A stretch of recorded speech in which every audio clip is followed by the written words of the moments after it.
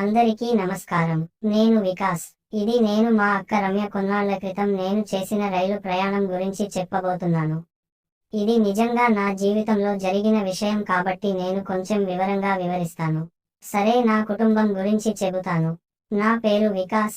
నాకు అప్పుడు 18 సంవత్సరాలు. మా బావ రవి 47 సంవత్సరాలు. ముంబైలో పని చేస్తున్నాడు. అక్కడ బిజినెస్ చేస్తున్నాడు. మా అక్క రమ్య 37. మేము బెంగుళూరులో స్థిరపడ్డాము. బావ సాధారణంగా ప్రతి 6 నెలలకొకసారి వస్తుంటాడు.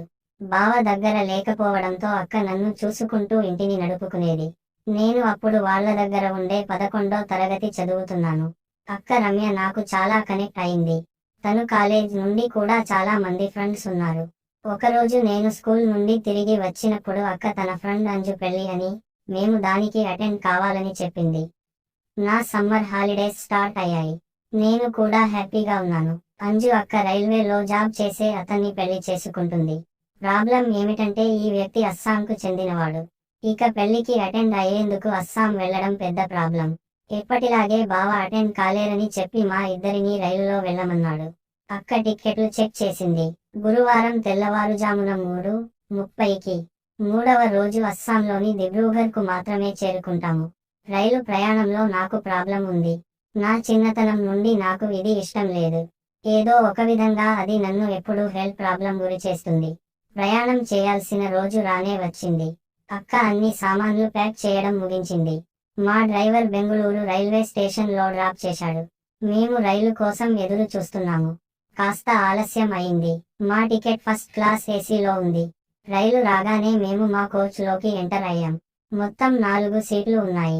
నాకు అప్పర్ బెర్త్ లో సీటు, అక్క రమ్యకి లోయర్ బెర్త్ ఉంది. మేము మా సీట్లలో సెటిల్ అయ్యాం. ఎదురుగా పై బెర్త్ మీద ఒక ముసలోడు ఉన్నాడు.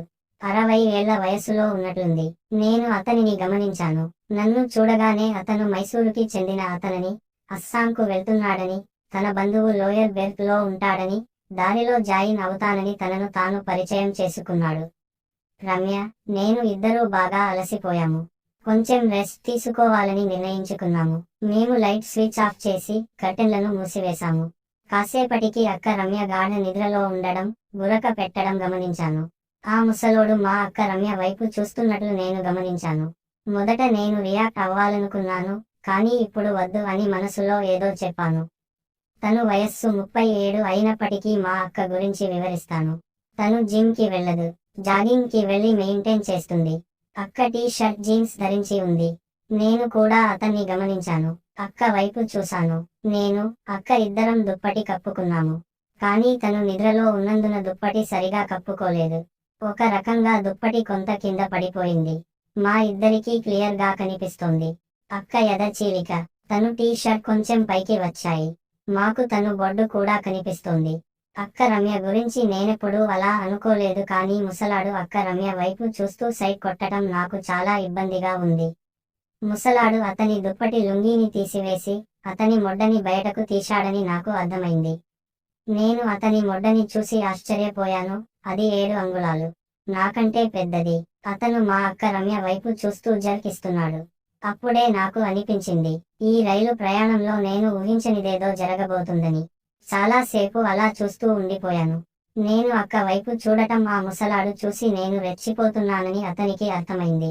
నేను నిద్రపోతున్నట్లు నటించడానికి ప్రయత్నించాను, కానీ రెడ్ హ్యాండెడ్ గా పట్టుబడ్డాడని నాకు తెలుసు. ఆ తర్వాత అతనికి కాస్త ధైర్యం వచ్చినట్టుంది. నేను అతన్ని పట్టించుకోవటంలేదు, కానీ మధ్యలో వాడిని గమనిస్తున్నాను. ఏం చేస్తున్నాడా అని. అతను తన మొడ్డని బయటకు తీసి నలుపుకోవటం స్టార్ట్ చేశాడు.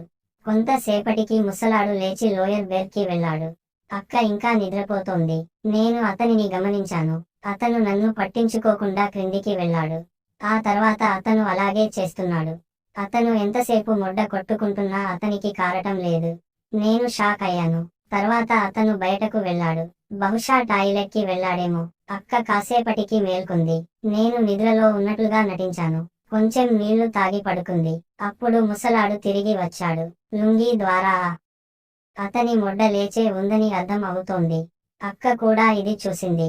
నేను, అక్క ముసలాడి లేచిన మొడ్డని చూసి షాకయ్యాం. ముసలాడు తన వైపు చూస్తున్నాడని తను గ్రహించి అక్క కళ్ళు మూసుకుంది. నేను ముసలాడి ముఖంలో చిరునవ్వు చూడగలిగాను. అతను కర్టెన్లు మూసేసి తన సీటులోకి వెళ్ళాడు. అతను ఈ లుంగీని పూర్తిగా తొలగించడంతో నేను షాక్ అయ్యాను. అతని మొడ్డ బయటకు వచ్చింది. అక్క ఇదంతా చూడటం, ఎవరూ గమనించకుండా ఆ మొడ్డ చూడాలని ప్రయత్నించడం నాకు కనిపించింది. ముసలాడు మళ్ళీ తన మొడ్డను రుద్దడం మొదలుపెట్టాడు. అక్క నుండి ఎటువంటి ఎక్స్ప్రెషన్స్ లేవు, కానీ ముసలాడికి నాకు ఇద్దరికీ తెలుసు అక్క ఆ ముసలోడిని చూస్తోందని. ముసలాడు తనను చూస్తున్నాడని అక్కకి తెలుసు. తను ఇంతకు ముందెప్పుడూ ఇలా ప్రవర్తించలేదు. తను ఎప్పుడూ మంచి ఫ్యామిలీ లేడీనే. కొంతసేపటికి ముసలాడు కార్చేశాడు. తన కం తీసుకుని అక్క ముక్కు క్రింద ఉన్న దిండుపై రుద్దాడు. తను అతని మొడ్డరసం వాసన ఫీల్ అవుతోంది, కానీ అక్క నుంచి ఎలాంటి రియాక్షన్ రాలేదని నేను గమనించాను. నేను కూడా ఇదంతా చూస్తున్నానని అక్క అర్థం చేసుకుంది. అందుకే తను స్పందించడం లేదని అనుకుంటున్నాను. అప్పుడు తెల్లవారుజామున 4 గంటలైంది. ముసలాడు తిరిగి నిద్రపోయాడు. నేను కూడా అలసిపోయాను. నేను నిద్రపోయాను. నేను కొంత సమయం తర్వాత నిద్ర లేచాను. లోయర్ బెర్త్లో 30 ఏళ్ల ఉన్న ఒక వ్యక్తి దిగువ బెర్త్లోకి వెళ్లడం చూశాను. ఆ ముసలాడి బంధువు అనుకుంటా. ఇందాక ముందు ముసలాడు చెప్పాడు కదా అని గుర్తొచ్చింది. ముసలాడు కూడా దిగి పలకరించడం చూశాను. ముసలాడు అతన్ని బయటకి తీసుకెళ్లి కొంతసేపటికి తిరిగి వచ్చాడు. ఇద్దరూ కొంటెగా నవ్వుతున్నారు. ముసలాడు ఈ కుర్రాడితో రాత్రి జరిగింది చెప్పి ఉంటాడని అర్థం చేసుకున్నాను. అక్క ఇంకా నిద్రపోతోంది. ఉదయం 8 గంటలకు అక్క నిద్ర లేచి నన్ను కూడా ఫ్రెష్ అవ్వమని చెప్పింది. అతను అస్సాంలో పనిచేస్తున్నాడని చెప్పి కొత్త వ్యక్తిని ముసలాడు పరిచయం చేశాడు. అక్క పెద్దగా పట్టించుకోలేదు. నేను అక్క వెళ్లి బ్రష్ చేసి కడుక్కుని తిరిగి వచ్చాము. టికెట్ మాస్టర్ వచ్చి టిక్కెట్లన్నీ చెక్ చేశాడు. ఇంతలో మేము ఆర్డర్ ఇచ్చిన బ్రేక్ఫాస్ట్ వచ్చింది. అక్క, నేను పెద్దగా తినలేదు. బ్రేక్ఫాస్ట్ తర్వాత ఏదో జరగబోతోందని తెలిసి కొంతసేపు వేచి చూశాను. అక్కడ ఏమీ జరగడం లేదు. నేను సంగీతం వినడానికి పైకి వెళ్తున్నానని అందరికీ వినబడే విధంగా అక్క రమ్యతో చెప్పాను. నా హెడ్ ఫోన్స్తో పై బెర్త్కి వెళ్ళాను. కానీ నేను ఎప్పుడూ సంగీతాన్ని ఆన్ చేయను. కొంతసేపటి తర్వాత వాళ్ళు మాట్లాడుకోవడం నాకు వినపడింది. దాస్, హాయ్ మామ్, మీ పేరు ఏమిటి? రమ్య. హాయ్ రమ్య. ముసలాడు, రమ్య మంచి పేరు. రమ్య, నేను పడుకోబోతున్నాను. దాస్ పై బెర్త్ ఎక్కడం కష్టం కాబట్టి అతను మీతో కూర్చోవచ్చు. అక్క రమ్య కొంచెం తడబడింది. రమ్య, ఇట్స్ ఓకే అన్నది. దాస్ అక్క రమ్య సీటులోకి మారాడు. అక్కడ కొంత ప్లేస్ ఉన్నా అతను అక్క దగ్గర కూర్చోవడం గమనించాను. ఇప్పుడు వాటిని చూడటం నాకు కొంచెం కష్టం, కాబట్టి నేనే ఎలాగోలా కొంచెం అంచుకు వెళ్ళాను. దాస్, నువ్వు పని చేస్తున్నావా? రమ్య, లేదు. దాస్, ఓహో, అతను నీ కొడుకా? నీ భర్త కూడా అస్సాంలో ఉన్నాడా? రమ్య, అవును, వాడు నా తమ్ముడు వికాస్. నా భర్త ముంబైలో పనిచేస్తున్నాడు. పెళ్లికి అటెండ్ అయ్యేందుకు అస్సాం వెళ్తున్నాం. ముసలాడు, నేను వారిని గమనిస్తున్నాం. దాస్ తన చేతిని కొంచెం పైకి కదుపుతున్నాడు. అతను అక్క తొడలను తాకడం నేను గమనించాను. కర్టెన్ మూసి ఉండడంతో ఇదంతా ఎవరూ చూడలేదని గమనించాను. దీంతో వారికి మరింత ధైర్యం వచ్చింది. అక్కలో ఎటువంటి స్పందన లేదు. ముసలాడు తన సీట్లో పడుకుని ఇదంతా చూస్తున్నాడు. దాస్ తన చేతిని పూర్తిగా ఆమె తొడలపై ఉంచి పిండడం ప్రారంభించాడు. అతను ఫీల్ అవుతున్నాడు. అక్క రమ్య ముఖంలో బాధ నాకు కనిపించింది. దాస్, నీ భర్త ఇంట్లో లేడు కాబట్టి నువ్వు ఎలా మేనేజ్ చేస్తున్నావు? మీకు సహాయం చేయడానికి ఎవరైనా ఉన్నారు? రమ్య, నా తమ్ముడు ఉన్నాడు. అతను నాకు చాలా సహాయం చేస్తాడు. దాస్, నేను అడిగింది అది కాదు. అతను నేరుగా అక్క రమ్యతో సరసాలాడుతుంటాడు. అక్క రమ్య నవ్వుతూ ఏమీ సమాధానం చెప్పలేదు. అప్పుడు అతను తన చేతిని కొంచెం పైకి కదపడం ప్రారంభించాడు. అక్క ముఖం ఎర్రబడింది. దాస్ చర్యలకి నా అక్క నుండి ఎటువంటి ప్రతిఘటన కనిపించకపోవడంతో అతను తన చేతిని అక్క పూకుపై ఉంచాడు. అతను జీన్స్ పైన రుద్దడం ప్రారంభించాడు. అక్క రమ్య సానుకూల చర్యగా తన కాళ్లను కొంచెం వెడల్పు చేసింది. తన జీన్స్ బటన్ జిప్ తీసింది. లోపల అక్క ప్యాంటీ వేసుకోలేదు. అతను అక్క పూకులో వేలు పెట్టాడు.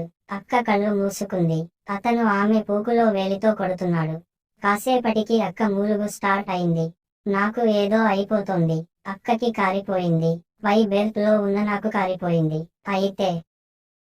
అయితే పై బెర్త్ నుండి కింద బెర్తులో ఉన్న అక్క మీదికి నా రసం పడింది. అక్క తల పైకెత్తి చూసింది.